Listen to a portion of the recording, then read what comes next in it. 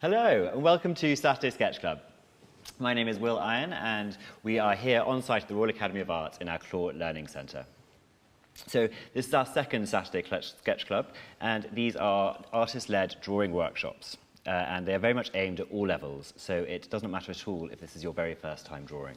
All you're going to need is pencil and paper. Today we're looking at life drawing, and the Royal Academy has a long history of life drawing, and we've been using it as a tool for educating artists for over 250 years.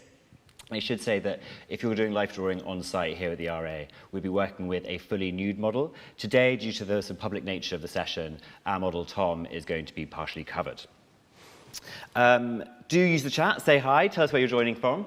If you have any questions, please use the Q&A function. I'll be moderating it throughout the session, so I will try and get back to as many of you as possible. At the end of the session, we'll have an opportunity to look at some of your works. So please do share your drawings with us throughout. You can do this using the hashtag #RASketchClub on Twitter and Instagram, or you can use the Facebook group Saturday Sketch Club. Life drawing, I know, can be quite daunting if you've never done it before, but luckily we are in very safe hands with today's artist, Andy Pankhurst. Andy is an absolutely wonderful painter, and he has also hosted a number of sold-out art courses here at the Royal Academy for at least as long as I've been here. Andy, so glad you're here with us. Can you tell us a bit about what we are going to be doing today? Yeah, thank you, Will. As Will just said, it's going to be a traditional life drawing class. And we're going to deal with some of the real basics, but the basics are so important. So we're going to be dealing with proportion, we're going to be dealing with form, we're going to be dealing with rhythm and movement throughout the whole session. And we're going to begin the morning with looking at some slides straight away. So you can see on the screen a marvellous George Stubbs. And we're going to say some of these poses we're going to see are going to be replicated with our marvellous model you're going to see Tom Durand shortly. So we're going to start off with it will be a straight frontal view position. And what I'm going to be emphasising that you do is to mark off the extremities, i.e. the head to the feet. So you'll mark just simple marks on your piece of paper. So when we're looking at this drawing now, imagine when you're going to see Tom shortly, you'll make a mark for the top of the head where the feet are. So those two marks on your piece of paper. And so then, therefore, you're establishing the scale of your figure, but importantly, relative to your paper. So you're not only thinking about the proportion of Tom, in this case, but also to the proportion of your paper. Now, what I'd also, once you've put those extremities down, I'd think of a halfway mark. So when I'm looking at this drawing now, again, it's up to you, but I think of a good reference point. So it could be the head to the hands, the tip of the hands, hands to the feet. So you're making those little references. So that is not an equal half, but you're getting a sense of ratio. Therefore, once you've established that, you can then relate to the width. So you think of height relative to width. I'm going to look at the next image, which is going to again be replicated with Tom. We're going to do a back pose. All these, for the first section of drawings, are going to be 5-minute poses. So they're very quick, so don't expect to be able to get to such detail as you can see with the George Stubbs within these. These are actual etchings. So again, as a reference point, head, feet. Again here, I think, rather than the hands, could probably be the bottom of the bottom as a halfway position. And again, think to the width. The actual rectangle that we see the drawing on at the moment gives you a good clue as a sense of a rectangle. I think that's often a good idea, thinking the sense of character. You know, how could the figure, are they sort of squarish? Are they longish, rectangular shapes? We are all different shapes and sizes. And then we're going to do a side view. We're going to do a simple side view first of all, and then we are going to do more of an expressive side view. But look at this here. Again, the extremities, it completely changes, doesn't it? The idea of height to the width. And now, of course, when we see the actual rectangle, it is wider on the actual sheet that we're observing. So again, we're going to make the reference, I'll be highlighting making reference points throughout when you see the poses themselves. This drawing, again, is an example where you might actually see some almost like measure marks on here. That's actually a grid. This actually was a drawing in preparation for a work. But here, you see the hand. Look where the hand is. Again, it's above the head in this case. So the extremity here would be making a mark where the hand would be. Again, look back to the feet. It's an age-old thing. It's quite a, I mean, here you're going to be observing Tom on the screen, but you've still got the idea of having to look up to the top of the page, then down to the bottom to those feet. It's always quite a difficult thing because you can never look at the two at the same time.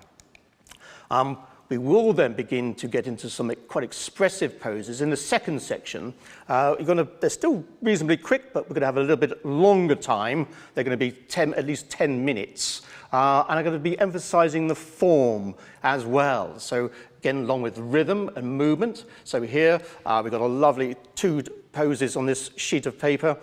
Think of the figure on the right. Tom's going to do a pose similar to, and I'll be, again, as Tom's posing, I will be highlighting aspects to look out for. I won't always be talking, so importantly, we will have some silence as well. That's very important whilst we're drawing. But I'll be emphasizing looking through the form. So again, when we look at this drawing here, you can see through the figure's torso and upper chest and breast and belly buttons. Belly buttons are very, very important, and the breasts, you see a sort of triangulation of these shapes, and it tells us, again, the orientation of the form. Again here with these Hugh Amistad's drawings, again, lovely. This is actually for a study for a sculpture, so you can see the artist going all the way around the figure. So back view, we've got the side view. You almost get a sense of armature. You can actually see where he's drawn some of the lines there, looking through the leg, then from the knee to the feet. Just, again, because these first section of drawings are going to be pretty quick, only 5 minutes. So again, these drawings we've been looking at are being done longer than that. So again, just think of an armature, just very simple kind of drawings, get the essence of the pose, again, and just highlighting proportions. This drawing, again, by Sir George Clausan, is a marvellous, marvellous drawing, and there's nothing wrong with this, but I've shown this one as an example where you can see he hasn't quite got where the feet are in within the page of paper. And that won't matter if you do that, but this challenge it is a challenge, because so often when people are drawing, you might suddenly realise you can't get the feet in, and you might not have here, George Clausan's got his second page on his sketchbook, but he might run out. And if your intention, it is all about your intentions, if your intention is to try and draw the whole figure, and you don't get the feet in, it can become a problem. So that idea, what I said at the very beginning, making a mark for the top, bottom, it just controls that. It stops you really from drawing a big head and realizing you can't get the feet in. So this is an example. It's a lovely, lovely drawing, but he actually hasn't got the feet in on the whole page. And we're going to finish off with some the final 5 minutes of the final session, where we're going to have actually Tom moving and make some, and he's going to be freeze frame poses.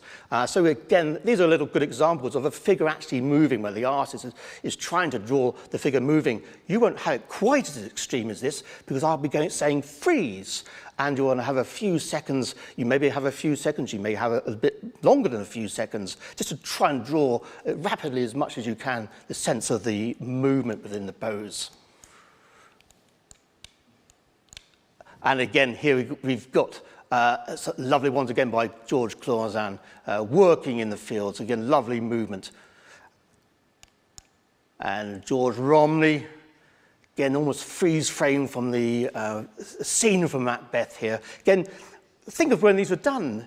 Think of the period, the 18th century, extraordinary rapid drawings, simple shape making. So again, these are just to show you, I mean, this is an artist who did very highly detailed, marvellous sort of society portraits. You could draw in this really contemporary way, very, very abstract and rapid. So this hopefully will give you some confidence. A great artist such as George Romney drawing in this rapid way. So it's not all about details. This is why I wanted to show you these drawings. And final drawing there. Again, in that rapid, just shape making. So, Tom, we're going to go introduce Tom Duran. And as we saw with the George Stubbs pose, Tom's going to keep a very seemingly simple straightforward frontal position pose. So we can have 5 minutes on this pose. And think everything that I've said, just making a mark for where Tom's head and his feet are, and then again, hands, could be hands, it could be the top of Tom's briefs, that could be your reference point. Again, then thinking about the width. And of course, as you then gauging the scale of Tom on your paper, you might even break down those proportions even more, thinking, okay, I've got head to hands, hands to feet, and I say, make a mark where the briefs are. You can see clearly the indication of where his chest is. So you might make a mark for where his chest to shoulders, where's his chin. So you're getting these sort of modules, proportion of head to chest to top of briefs. So little sections, knees. The idea of often measuring, which I'm really putting forward, this idea of looking at proportions, you might think of traditionally where artists might stick their arm out. I might actually just do that. You stick your arm out and closing one eye, and you put the top of your pencil at, say, the top of the head, and then you may go to put your thumb to where the hands are, then you move your hand down, and you make those references, height, again, relative to width. So you might see this concept of measuring. I'm actually going to suggest not to do that, and actually just measure by eye, because we are always measuring. Everyday sense of measuring where we are we know how. I've got a cup of tea here, marvellous cup of tea. I knew exactly where that was. I measured that in terms of space. So we are always measuring. So I'm going to encourage you to sense the proportions, feel the proportions. Feeling is so important. We do feel them. Does it feel right? So again, it's not an academic. I'm not telling you how to do it. It's a sense of, again, the idea of your intuition is so important. So we do feel proportions. So don't think if you wish to do that, fine. That's, again, a very traditional way of doing that. But it can become mechanical somewhat. Because I've had so many times when people have said to me, oh, but I've measured it. And by that, they've often said, because I've put my hand out. Well, I then say, well, just check the head. How big is the head compared to the body? So actually, just by looking, feeling, I'm going to suggest is so important. We've got almost halfway. We've gone halfway, I'm sorry. Actually, that was exactly halfway.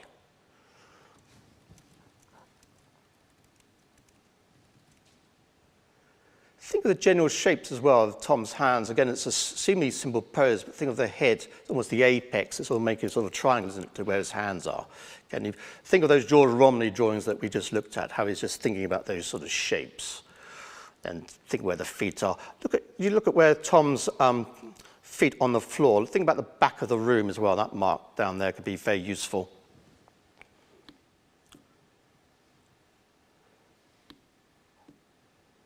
And so is silence.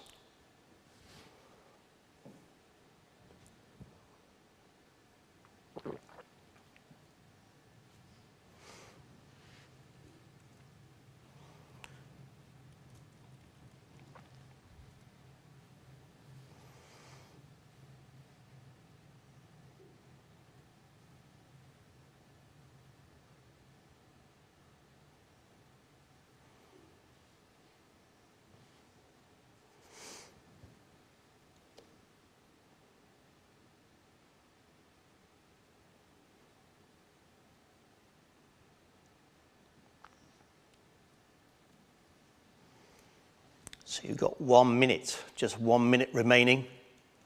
Again, maybe just step back from your drawing, or if you've got it in front of you, just raise your head back, or try and push your drawing away from you if you're on your sketchbook. Have you got those feet in? What is that height relative to the width? How do those proportions feel? And those are the questions that one asks. 30 seconds, just 30 seconds remaining. Check the proportion of Tom's head to feet. How big are those feet compared to his head? Head to feet, feet to head. Age-old questions that artists drawing from the figure ask.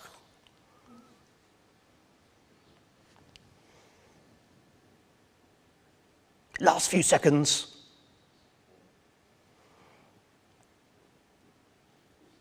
And that's time, Tom. That was marvellous. Thank you very much. So we're going to do our second pose of this section, where it's going to be a back pose. So you've got different references here. So again, we're going to start. We are starting now. Just give hopefully just enough time to change your piece of paper, grab another piece of paper, or if you've got your sketchbook, turn it over. So, yep, we're going to start from now, 5 minutes. So, same principle, same concept. So marking where Tom's head is to those feet. And then do use the hands as an idea, gauging that sense of scale from one top half to the bottom half. Or, as I say, you may want to use the top of, good reference, the briefs, isn't it? The top of the briefs there. Head where on his waist. And then see that shape down to his feet. Think about we're going to certainly be talking a lot about angles. Think about the angles of Tom's legs. The word you often might hear, spaces in between forms, is negative spaces. I'm never too keen on that word negative because it's about the void, which is the space. But you will hear it known as negative space. The reason why I'm not too keen on that word is because pictorially it's a positive. The idea of seeing those spaces. So see that triangle. Again, that has a proportion, doesn't it, between Tom's legs there. So see that, again, sensing the shape of Tom's upper torso, but fundamentally trying to get the overall proportion of the height relative to the width. And, as I said before, trying to get all of Tom on your paper. But just by making, say, a couple of little marks, top and bottom, it just helps to contain your drawing. So, as I say, you don't suddenly draw a huge head, which is a very, very common thing to do, quite understandably. And then we can't get the feet in. We saw even that marvellous artist, George Clausen, didn't quite get the feet in. There's another marvellous artist, of course, Edgar Degas. He's always putting bits of paper on. Okay, one could say, very much to do with composition. But, yeah, artists do add, but we're making the challenge of trying to not only organise, as I say, the proportions of the figure themselves, but also relative to the proportion of your paper. So, we've gone over 2 minutes, we've got 3 minutes, just over under 3 minutes remaining. Time goes very, very quick. But again, it's not about getting everything, so don't try and draw George Stubbs. That's going to be absolutely impossible within this time. George Stubbs himself couldn't have done it in 5 minutes, what you saw there.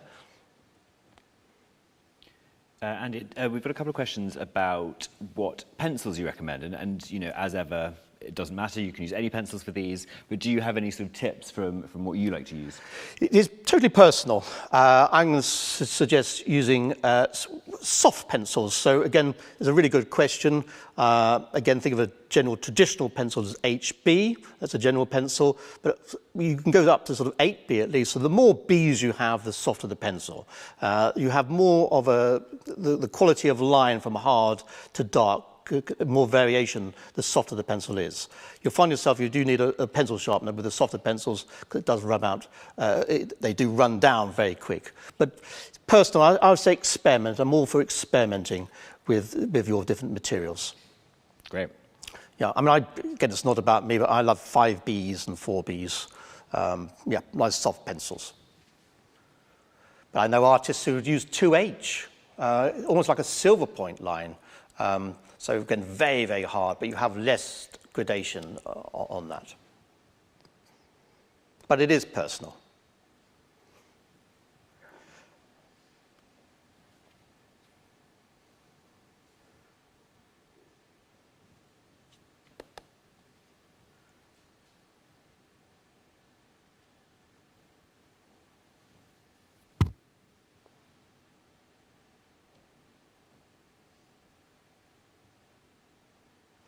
Final minute.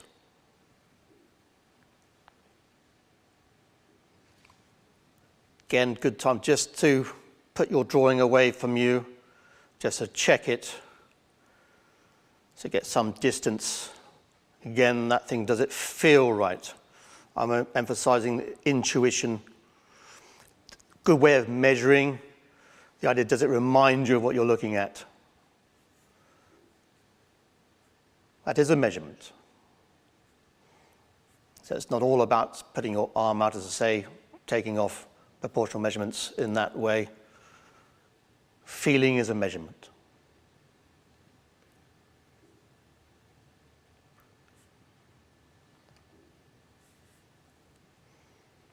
Final 10 seconds. It's good to get desperate.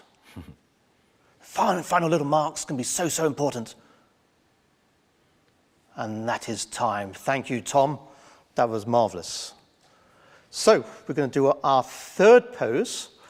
This third pose, again, of the side view of Tom. Again, seemingly simple.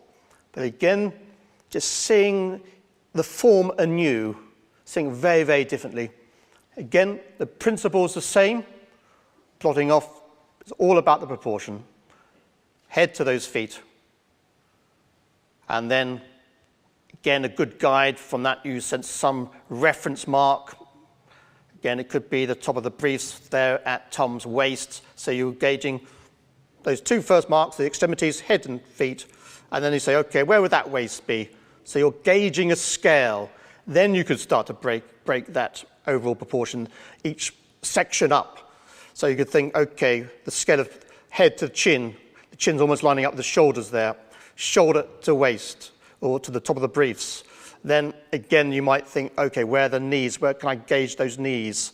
Then back down to those feet again. So you're plotting off. I mean, we somewhat saw that in the drawing with the figure with the arm up. And I said, because it actually was a grid, but it's like plotting marks. As I say, that really was a grid to transfer for a painting.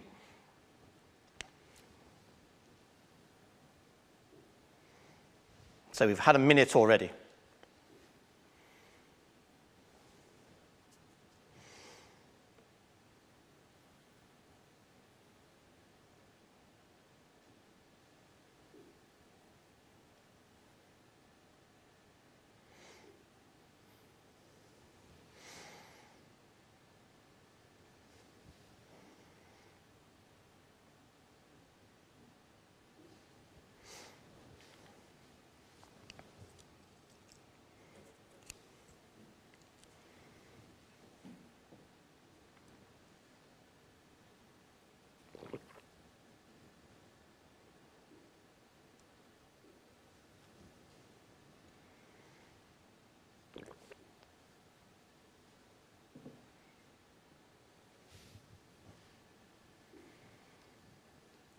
So you don't worry too much about detail.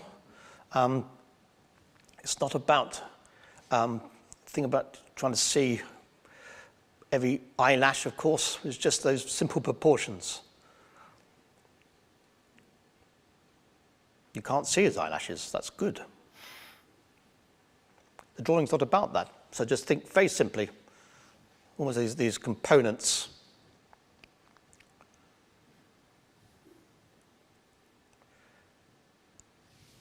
Think about the actual back of, I mean, Tom's very upright, isn't he? So when we're drawing that line, we talk about, I mean, we're not going to concern ourselves necessarily about the marks. The idea of concerning ourselves with the marks today is about just thinking proportion, form, rhythm. Yes, there are marks we make in terms of how hard or soft. Will ask me about the different pencils. Yes, if you have more B's, a softer pencil, you can get variation of how the touch, the sense of how soft or lightly you might touch, which does relate to the form. I will talk a little bit about that. But just don't worry too much about that. It's just getting these shapes and proportions. Any mark will do.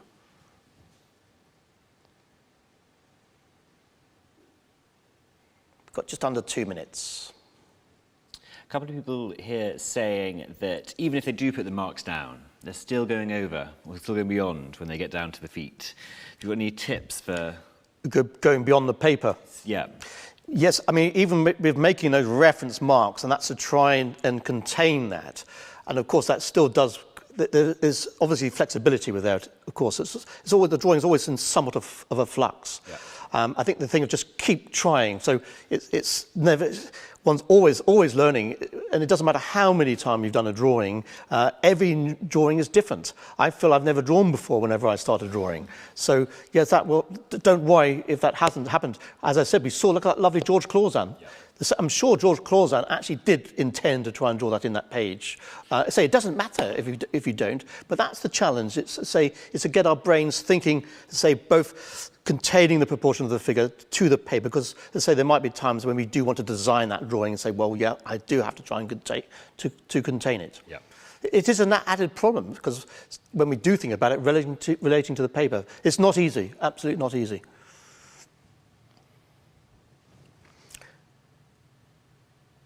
Final minute.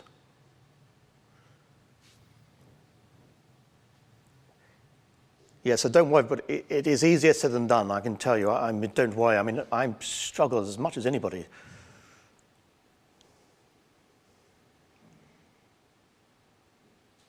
So if you're a beginner, if you're experienced, yeah, it doesn't matter how long you're experienced. There's great artists with drawing, just even on their deathbeds. Great draftsman Ang was drawing from a Giotto. He was still trying to draw, so it doesn't matter how many times you've drawn. So yes, it's difficult, absolutely. Last few seconds.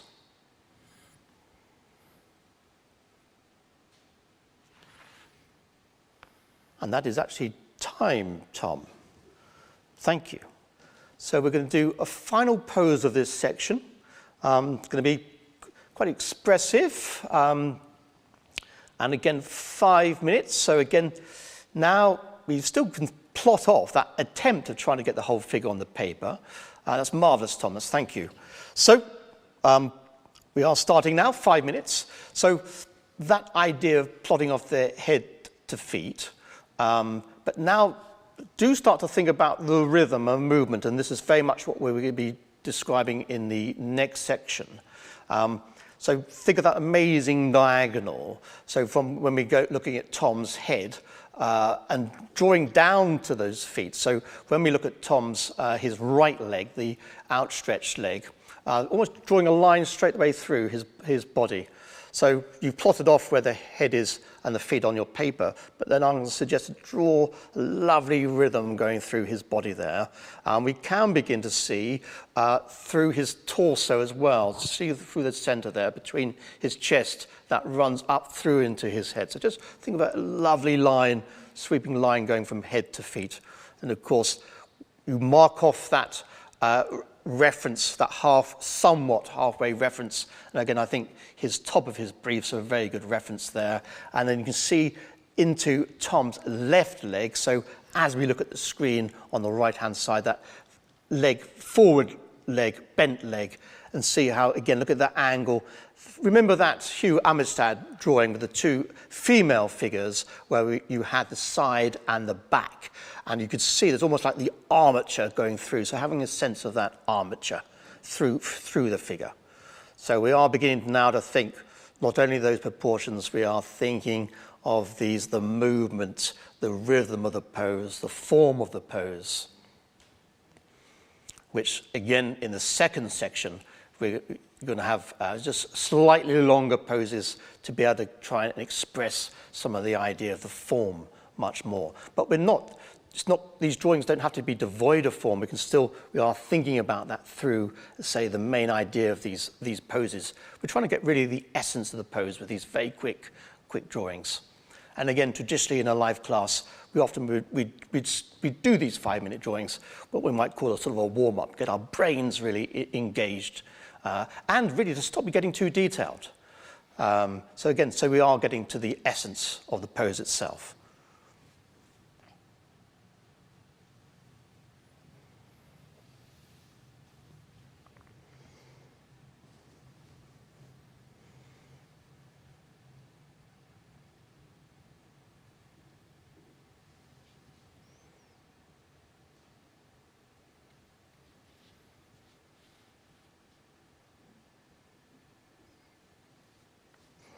We have gone over halfway.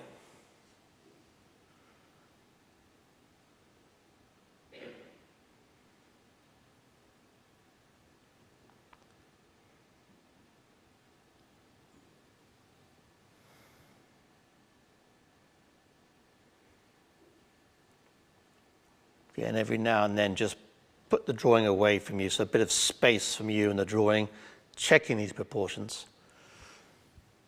Again, does it feel right?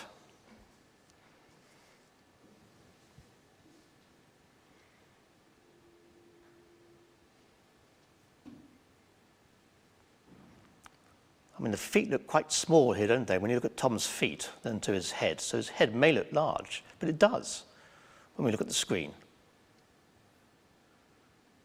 Especially the foreshortened foot. Lovely side view foot, and then the foreshortened foot on Tom's right foot, the outstretched one. So yeah, and there's no ways of drawing feet or hands. This is a foreshortened, just see it as a configuration, see it as a shape. It's shape making. Last minute.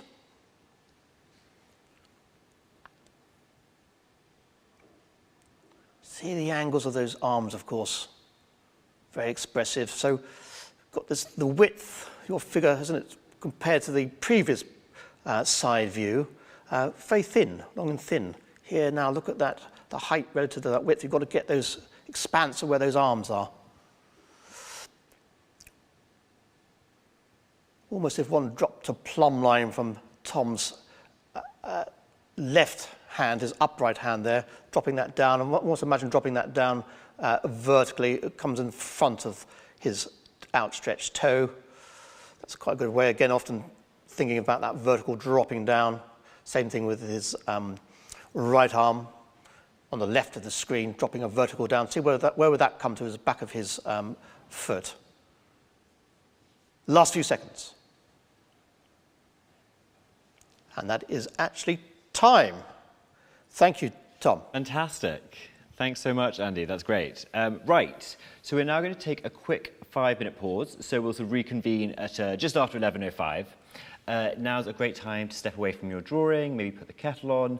Also a great time to share some of those drawings that you've just done. So again, you can use that using the hashtag RA Sketch Club on Twitter and Instagram, or using the Facebook group, Saturday Sketch Club. In the meantime, we've got a few questions that have come in, Andy. So one question is about, when you're drawing, do you start from any particular place? So do you start with the head, or with the middle, or the feet? Again, a very good question. What I was expressing here is trying to think of the whole thing. So again, just trying to plot off. So just see that there was no hierarchy there. So the idea, I mean, there's a beautiful artist who was actually a Royal Academician, Geoffrey Camp. I can remember, he taught me actually at when I was a student, and he used to start from the head. And miraculously, I used to love what, I mean, he was such a lovely, lovely man. And he would draw from the head, beautiful, and did put the eyes, nose, and mouth in. And he went down, and he just went down to the feet. They were always on the paper, and he always got them in. But he must have been absolutely aware when he was drawing that fact he was, even though there was no mark on the paper, so I was suggesting make a reference mark. He didn't, but in his mind, he knew exactly where that was going to be. So there's no one way of doing it. So it's not a how to do it, but these are just hopefully helpful, dare I say, tips that can help. So really, yeah, there's no one way. So sort of a two-part question here. Caroline was saying that she always seems to get the head size wrong to the body. And then Carolina was actually saying that about the technique she's heard about, where a head is 8 parts to the body, and whether that's a useful tool to keep in mind or not so much. Personally, I wouldn't. In terms of have a preconceived idea, yes, like, for example, we know our eyes in the centre of our head. So that's when you're same eye level. But of course, if you're eye level, if you're looking up to somebody and they're high up, the proportions all change. If you're looking down, there's distortions, proportions all change. So if we, I mean, there's a word that so many students say to me, oh, but it should be, but it should. I say, there's no should in anything, because we don't know, and we're all different shapes and sizes. Dürer, for example, when he did, in the beginning of the 16th century, he did a whole sort of treatise on the fact of all different proportions. He was initially doing it in terms of the sort of very Renaissance of the ideal, and there's a marvellous exhibition here we had at the Royal Academy just a couple of years ago on that concept. But Dürer suddenly realised, of course, we're not the ideal, we're all different shapes and sizes. So I would always have I would always say, I know nothing, I know I'm just looking, I'm observing, so I'd never have a preconceived idea. I have a concept of maybe about the concept of what the pose is offering me in terms of I want to get an idea of the sort of movement or the sense of form, but I don't have a preconceived idea of it. Technical term question, what is armature? Armature you could think of, okay, it sounds a bit like this, you could think of the skeleton, the idea of the body, so the thing about how we're actually, I mean, the skeleton is, the thing of the anatomy, could use the word anatomy, but really I'm not talking about in those terms, but it's really going through, the thing about your skeleton is really like the armature in those terms, but I'm not talking about necessarily anatomy. You have got another, in a few weeks' time, I know a lovely one on anatomy. Yes, we will. With Adele. We've got Adele doing anatomy later. Yes. Great. I think let us reconvene. Do keep your questions coming. We will try and answer as many of them as possible. But Andy, do you want to tell us what we're going to be doing for the second half of the session? Yes. So we are going to be having the idea of emphasising, we've got slightly longer poses, as I said, so of 10 minutes. They're being quite expressive poses that Tom's going to be performing. And the idea, we're going to be emphasising the rhythm and movement. We'll be emphasising the form. We're not going to be forgetting those proportions. So think everything up till now, making those marks, trying to get your whole figure on your piece of paper. But as I say, going to be emphasising that movement, which we began to see in that final pose of the previous section. And then we are going to finish off with this idea of very, very quick. So when you're really tired, but actually your brain's going to be really engaged in the situation, we're going to finish off with these real moving poses, which will be freeze frame. So yeah, let's begin. So over to Tom with a lovely sort of three-quarter view pose. So this is going to be 10 minutes. So what I was saying before, the idea of looking at that whole rhythm through his body, making the mark, as we said, head and feet. Look at that diagonal, go from his top of his head, I would say draw through his body, and then you can see through into his belly button. Look at where the direction from the belly button, then go into the inside of Tom's left outstretched leg. So we're going along the contour. So again, you can see drawing that lovely movement through. Now, I mentioned the idea of the belly button, and I said belly button, breast, that sort of triangle that it makes. Again, it's very informative of the actual structure of the pose itself. So when we think of Tom's near belly breast point, we can see the proportion, and it's in shadow. So we have got the lighting, some quite dramatic lighting. So think of how the light's on Tom's chest, and then from his near breast of that point. We then go to the contour, to his back, underneath his armpit there. So we see his back, then we go into his waist on that right-hand side, that right-hand profile of his torso. So my suggestion is that when we're not drawing outlines of the figure, we're plotting off proportions, we're sensing, again, reference positions where the form proportions are, like the waist. We're then beginning to indicate, as we're looking through the whole rhythm of the figure, so going from the head, as I say, then through his body, through into his legs there, you are plotting off where these structures are, as I say, the breasts, belly button, really good indicators, and the orientation of that form of his torso. And then you're finding your way to the contour, right? So again, it's not drawing outlines, then filling in. It's from in to out. So the idea of in of the form, and then you find your way to those structures. But again, not forgetting everything that we're doing in the first section. So we've had a couple of minutes already.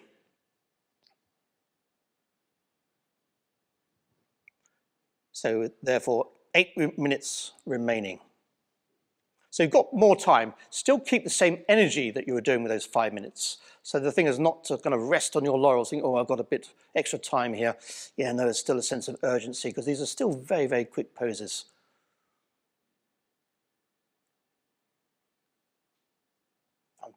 Fantastic kind of movement, isn't there? The action pose. There's foreshortening. Tom's right arm, Again, it's coming towards us. So again, just believe in what you're looking at. And I've mentioned in the previous section, almost imagine if there was like a plumb line as a vertical line. So basically a thread with a weight on the end. Imagine if that was there from, if Tom was holding that with his right arm there. So on our left-hand side, as we look at the screen, dropping down a vertical plumb bob there, that comes out in front of his foot. So that's often quite a good way just to get a sense of the pose as well, where are forms relative to one another. It's all about relationships. Do you want to talk a little bit more about foreshortening and what that is, what it means, how you capture it? Yeah, so foreshortening is, again, it's an interesting one. So think of hands. So think of, if I put my hand there like that, if you can all see my hand. So we got a sign for a hand. You see this in kind of cave art. But suddenly if I do that, or if I, let me do it like that. Okay, like that. Now my hand, you all see my hand. That we recognize as a hand. If I do that, like that. Now that's an odd configuration. It could be like a sort of an amoeba shape. There's a lovely Michelangelo drawing with his arm kind of hanging out like that. And I've often sensed, if you just look at that shape, that configuration, without looking at the rest of the drawing, you just think, well, it's an amoeba shape. But it's then when you see it in relationship to other parts of the drawing, it becomes a hand. So again, it's that thing of just seeing shapes, just any form. There's no one way of drawing hands. But if we think of, when we look at that hand in foreshortening, if I just try and say, well, what is these points, the width relative to the height, and just see it innocently as a shape, as I say, and we think formally to the rest of the drawing, suddenly it will become a hand. Like my arm being foreshortened there. So if I do that one, or if we do this, it's all very, very different. So yeah, fist. Try to do it like that. So the foreshortening, we have to think one way. Again, I mentioned the artist Dürer, where he dealt with all different sense of proportions. There's a very famous wood cut print where he has what's known as a net. It's a grid in front of him, and he's drawing the model on the other side because he's thinking about a flat plane. So you'll see a sense of the projection. So very often I say to people to think of, almost imagine a piece of glass in front of you. So you're seeing what's out in the distance. Because again, if someone's reclining down, lying down, their foot could be above their nose. Of course, we don't go around the world thinking our feet are above our noses. But if someone's reclining, you may experience that. So again, it's the thing of just believing in what you're seeing. Yes, sometimes the idea of thinking about the flat plane in front of us can be very useful. But have a look at Dürer's, the very famous woodcut, where you have this model behind this grid. Of course, artists have often used grids to try and understand such phenomena of foreshortening. I hope that sort of explains it somewhat.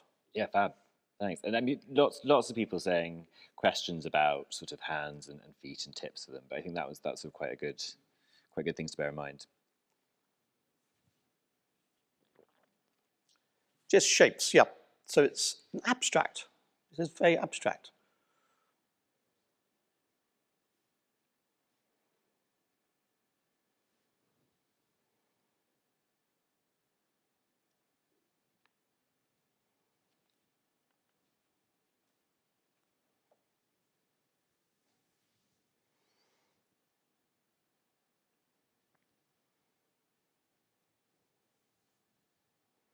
Last minute.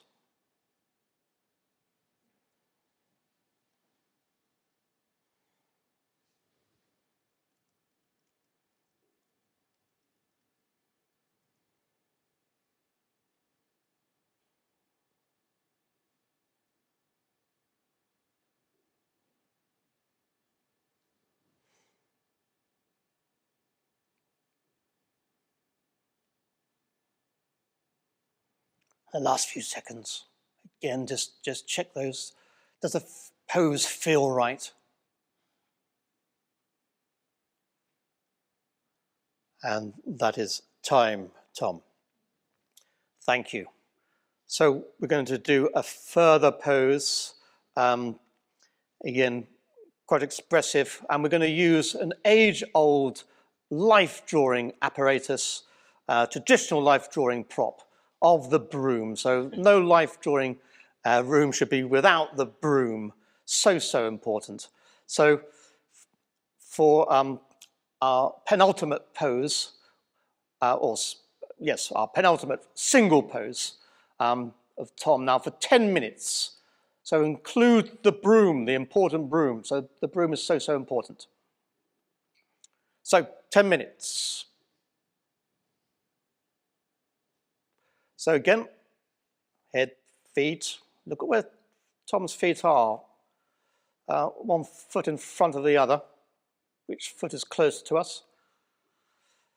And then we may use the reference, again, this halfway reference. We've got a somewhat contrapposto position, that sort of weight on one leg. So Tom's right leg on our left-hand side, there as we look at the screen, is almost like an upright column. And that weight, you'll see the weight in his waist. Again, look at the diagonal of his waist through. So that reference, again, our halfway point, I think is a good point of the waist, the top of the briefs. And then begin to draw his legs. So Tom's left leg on our right-hand side, the outstretched leg. Look at that diagonal movement and rhythm. And then draw through the axes of his body.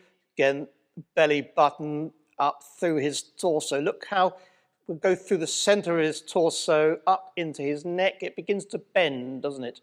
So you're drawing up through there, then onto the left profile, left of his head, on Tom's right ear, on our left-hand side. You almost go to the back of his head there, seeing the whole movement. So you are drawing through the form. And then, of course, look at that amazing diagonal of the broom itself. So that staff, that line, again, which is helping to describe the pose. So very expressive, how Tom's holding his hands in that position. And, of course, seeing Tom's left arm. And there's a great example. Actually, that's what I was trying to do. I went out of screen with my arm. So you've got the lovely foreshortening of Tom's left hand there, that fist, that hand holding the broom. So you've got that shape of the hand. And look at the underneath of his arm. We're looking underneath his arm back to his elbow. That's a great example of foreshortening. I mean, we've got Tom's right foot, of course, is a great example of foreshortening. But you have that. Look at the shape in between. We talked about negative spaces in between the broom there. Look, that diagonal which has been clasped in his hand. You're drawing that, then the diagonal going across his torso. You see the little shape in between. Now, of course, and Tom is human, we are going to slightly move. So that little shape in there will slightly move a little bit. So proportions do slightly move when we're working from a life figure. Take that on board. The essence of the pose is there. But that's a lovely thing of foreshortening, and just see that shape, see the proportion. So again, it's not, if Tom moved it from there to there, so that's foreshortened. From that proportion is different to that. So we're getting a bit of that, aren't we? You see me there in that arm. So that is foreshortening. And of course, his feet. Think of the Egyptians, they drew recognizable parts. That's why you have profile of a head, front of an eye, you have a front of a chest, profile of feet. They just gave you recognizable parts completely on purpose. They're really like early cubists, but because they didn't want to, the idea of what we recognize, we don't always recognize forms in foreshortening. So again, age-old problem, foreshortening, absolutely.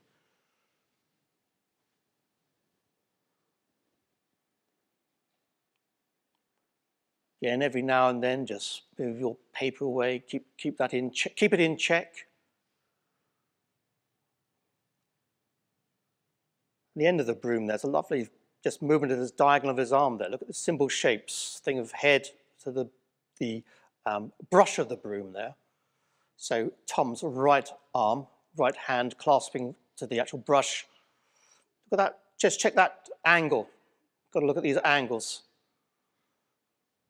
And then again, that broom then to his feet. Sometimes you can draw lines, construction lines, that aren't necessarily there. So, for example, when we are looking at the brush of the broom, where that is suspended in space there, and then think of drawing that line, make a connection to Tom's right foot. That's sort of almost a sense of this vertical column of his leg there. Make a little line drawing to his feet so you can see where the relationship of the broom to the foot. So the broom is equally important as Tom. We might be interested in the, yes, of course, the figure, but it's part of the pose. So the broom is Tom, Tom is the broom.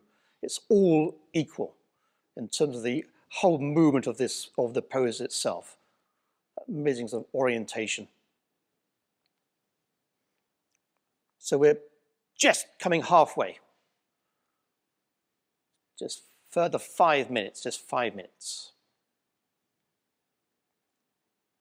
I have a great question here, because this is something we do in all our life drawing classes. But Christine is asking, why is drawing quick poses such a good exercise? It's really to get your brain going in terms of, and the fact of stopping you getting into the details. And it is about trying to get to the essence of the pose itself. So, and I would always say when we work on a longer drawing, it's still work with that same spirit in mind. So we can still work very quickly, but over a long period of time. But it's getting you to see the main important things so we don't get diverted off to the unnecessary. Because again, you might draw the most beautiful ear. You may draw the most beautiful ear in art, but it might be in the wrong place. It might not be proportionally right. So we're just trying to get the general basics and get our brains engaged in the sense of the whole. Fab.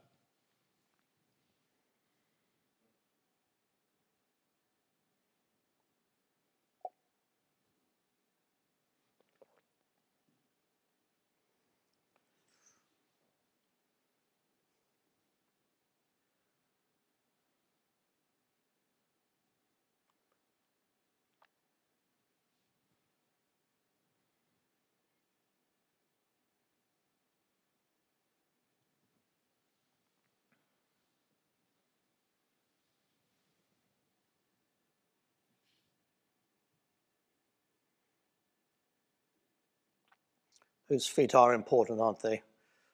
I mean, we can see some shadows on the floor. Just check your feet. As often they can. I mean, as you've been progressing with your drawing now, again, I did mention at the beginning, but just have a little look. It's often a case in point. You can see a shadow, the connection. I mentioned about drawing lines that aren't necessarily there. Connection lines, construction lines. Draw the line from foot to foot. So the foreshortened foot. So Tom's right foot there. Draw the shadow connecting to the heel, and then again draw that the placement of his foot, which we see almost not quite in profile, but you'll see that on the surface of the floor. Just drawing that line on the floor, slight diagonal, of course. And again, you can see that the back of the room, that line of the floor to the wall, that's sort of horizontal, gives you a good clue. So often that idea of vertical, I mean, very often, again, think through. We mentioned Tom's leg there, going through his body. There's almost the inside of his upright leg, almost like a vertical going through his body. And you can begin to see these angles. Henri Matisse, apparently, he had a visitor when he was down in the south of France in Nice. And he was asked an idea about drawing, and he just got a piece of paper and just folded it one way and folded it the other way. So you've got this kind of cross, vertical, horizontal, to help you see these kind of angles. And of course, on your paper, you've got your two true verticals, the side of your paper, top and bottom, your two true horizontals. So see that movement, that rhythm within your rectangle. So you're seeing these angles. It's being set off by your two true verticals and horizontals, top and bottom. And of course, one of the first things which we haven't spoken about is which way do you have your paper up? Do you have it upright? Often might be known as portrait, or do you have it on the horizontal, often known as landscape? But remember, of course, you can have landscapes vertical and portraits horizontal.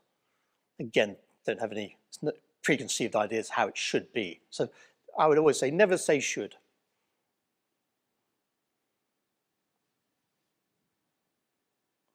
Final minute.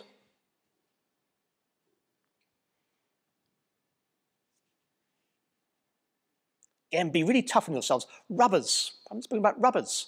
Again, important to rub out. Use your razors. Don't worry about that. Rubbing things out. Very important to draw with the rubbers. So for your lines, again, Arndt, the great French neoclassical artist, said to Degas, just draw lines, young man, draw lines. So it doesn't matter how many lines you have there. I've already mentioned about drawing construction lines, lines that aren't even there. Last few seconds.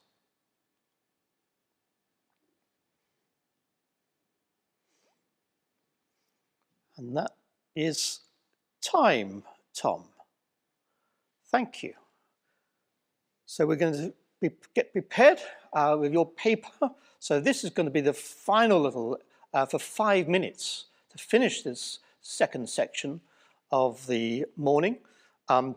We are now going to do this movement. Tom is going to move, continuously move, and I'm going to give directions of freeze and continue, where Tom will stop.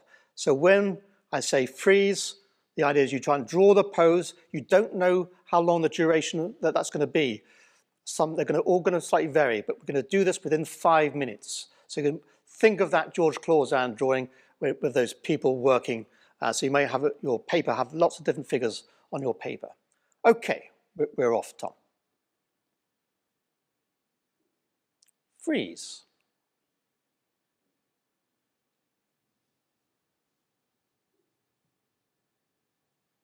Continue.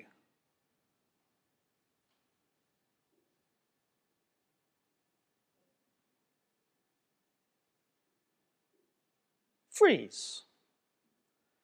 Again, just any marks. You just go from head to feet, boom, head to feet. Look at that line through his body, see the shape of his arm, see the shape of both those arms, this little angular arm on his right arm, think of that little diagonal, the left arm there, just to see very simple lines, as you saw the Romney and the Clausin, just saying something about the pose.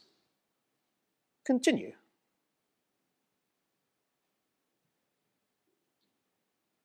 Freeze. Again, look at the head now. Head through his body, just all the way from the head to feet. Look at that going through onto that right, into his leg, through his body, into his torso. Then, as we're looking at the screen, on the inside of his leg, both those bent legs. Just draw the general simple shapes, these configurations. Continue.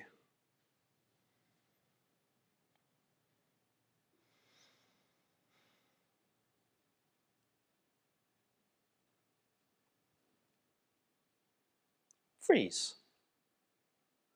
Again, that's a lovely one through head to Tom's left leg on our right-hand side, going all the way through the profile of his nose, going straight through his body. Look at that main diagonal. So you're seeing this movement and rhythm.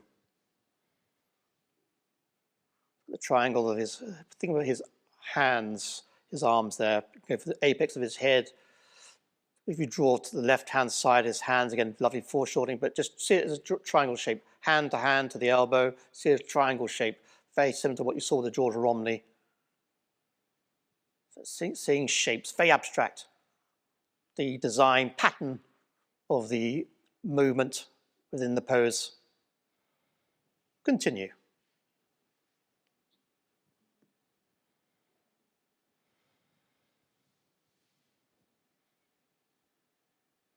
Freeze. Look at that lovely twist. Go from the head, look at that head through his torso to his waist. Amazing. Then look at that, how it bends from the waist into that leg. Ooh, it's so lovely. Then hand to hand. Oh, we haven't got long, we don't know how long. Try and desperately get that down, say something about the pose. Continue. Freeze.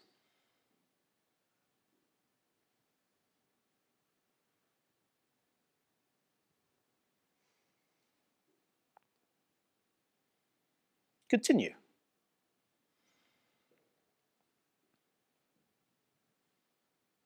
Freeze.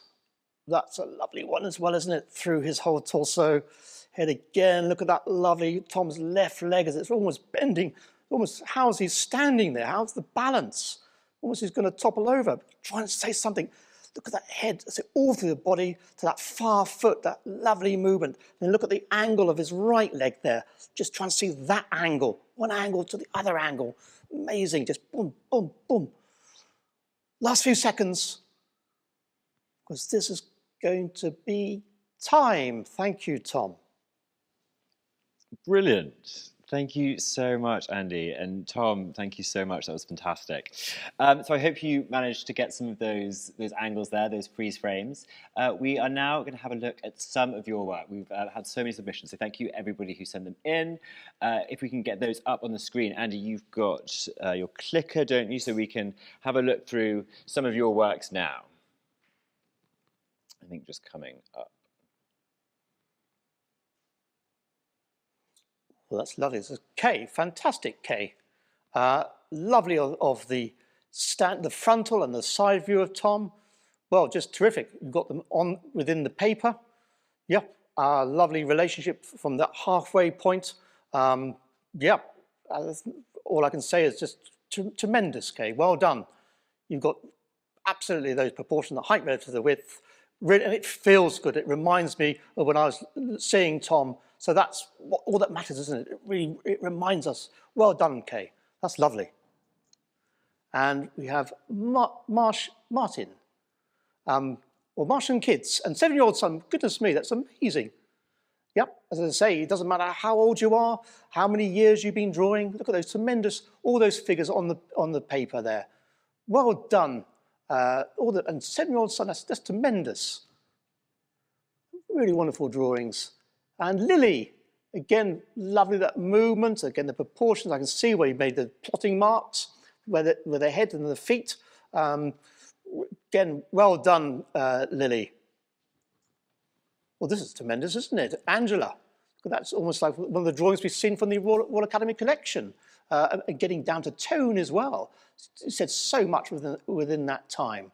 Again, proportions, the feeling of the pose, the form. Got everything there, Angela. Really tremendous. Really well done. And Christine, again, lovely pose of the side view. It's almost so similar to the George Stubbs that we looked at again from the RA collection. And getting the whole figure in. Tremendous to see everyone getting in the whole figure within the paper, the proportion of the paper. Andrew, again, lovely series of drawings, these 4 drawings, getting, again, head to the feet, and the rhythm of the pose. Well done, Andrew. Absolutely marvellous. Again, I can see Alison. Lovely one. It feels like Tom. I know Tom pretty well. I've worked with Tom a lot, so that really does feel like him, doesn't it? Well done, Alison. A lovely profile, because again, it has, I'm sure we probably enjoy more of those expressive poses, don't we? But again, so just being to see formally those positionings, those proportions, really well done. To be and the head, scale of the head to the feet is tremendous. Again, that's a lot. Oh, that was a lovely pose, wasn't it? Again, very expressive. I'm very impressed how every drawing I've seen, how you've got the essence of the pose, you've got the sense of the movement, the form. Look at this lovely one where the belly button is there, up to the chest. Lovely diagonal. Again, it reminds me of the pose. Lovely to his head. So fantastic. Well done. That is, I apologise for my pronunciation, Santwad. That's marvellous. And we have Eddie Green drawing this lovely. Again, I love how you plotted out those drawings, the reference marks and those sort of modules of heads. Lovely sense of those proportions. Well done. And we have DJ Forza. Lovely, again, lovely set of drawings. I love how you've got the 2 on the paper. You've got 3 figures on the paper. Again, we were moving quite quickly, so lovely how you were obviously prepared, moving from sheet of paper to sheet. And again, tremendous series of drawings. Oh, lovely, yes, I love the briefs in this one. Mary, yes, fantastic. Again, lovely proportions, getting the whole figure in, from the torso to the feet, height to the width, even getting his beard in there. And actually the back of the head is a lovely one, because that was quite important actually, the dark of his head there. That's really lovely how you have said that, seen it as a module. So well done on those drawings, Mary, well done. Lovely. So Gail, fantastic, Gail. So it's a felt tip pen. So again, you can't rub that out. So well done. And that lovely proportion, that profile pose that we had in the first section. Again, these are all tremendous, aren't they? Anton, again, lovely. Look at that lovely sheet of 3 figures. That's a lovely idea, that moving round. It's very sculptural, isn't it? Very similar to that Hugh Amistad we saw with the 2 figures. Say he was a sculptor. Got the same sensation there with the front, back, and side all on one sheet. And then again, the lovely in that sketchbook with that moving pose of Tom on the right-hand side. Again, I think everyone's done so tremendously well with their proportions, and I haven't seen one like the George Clausen with the feet coming off the paper. It's amazing. I say nothing wrong if you have, but that was a challenge, wasn't it? And well done, everybody. And there's Gil, lovely, again, lovely set of drawings. Again, it's almost like there's also, like a Leonardo da Vinci drawing of that back view there, isn't it? Tremendous. Lovely how you've seen that, the back view, I said that void, we might say the negative space, that triangle in between the legs there. Again, real got a feeling of the pose. Really well done. And Hinson Yi, again, lovely series of drawings. So impressive that everyone's done. I mean, amazing. And these are all just, these were 5 minutes. This is, these are so impressive. And how you've dealt with the form as well. I was expecting less form with these quick 5 minutes, so you've done so well, everybody. And Carl, again, I love the construction lines, the sheet on the left-hand side with the 2 figures. The upright one, again, really does feel like Tommy was very back straight, wasn't he? That's one on the left-hand side. Then lovely construction line with a figure 4 that feels so much like Tom. Again, I know Tom pretty well, and I know his pose. It really feels like him. Lovely diagonal through. I can see the construction line, exactly what I was talking about, from the head to feet on that first sheet. And then you've got the front and back on the second sheet on the right-hand side. Lovely, lovely. Again, since those proportions really got, what a tremendous pair of drawings or sheets of paper with those 2 figures on each. Wonderful. And again, lovely photograph of all these different figures on the individual drawings on the sheet of paper. Again, managing to get the whole figure in, tremendous. And that is way from, I can't read the whole thing of artists, but well done. You can read it. I can't read it, but you. And again, lovely set of drawings, getting into tone and light. There was some lovely light as well, wasn't there? Of course, this thing of tone, chiaroscuro, light and dark. Beautiful to get down to such things in such short period of time. That's incredibly impressive. So impressive. I think we've probably got time for one more, so yeah. So final one, Andrew. Again, lovely series of drawings from that first section, front, back and side. Again, as with everybody as we've seen, tremendous set of drawings, really dealing with the situation, getting the whole figure on that piece of paper, thinking about those basic proportions of height relative to width. Well done. Brilliant. Thank you so much to everybody who sent those in. It was great to see them all, and please do keep sharing them, keep putting them on using the hashtag and putting them on the Facebook group. We love to see them, and Andy can see them as well. Historically, of course, art students would have started off working on statues or from plaster casts of classical statues. So we've really thrown you in the deep end there. So well done. And thank you to both Tom, obviously, and Andy. Next week, we are going to be looking at a more architecture angle, so doing things a bit with collage. So if you have some scissors and sellotapes, if you're joining us next week, do join those along. If you've been inspired this week, do join us daily on Twitter for our daily doodle challenge. And we're opening on Tuesday, so if you are coming down anytime soon, we're really looking forward to seeing you. Otherwise, thank you all for joining. Thank you to Andy and Tom, and goodbye. Bye-bye.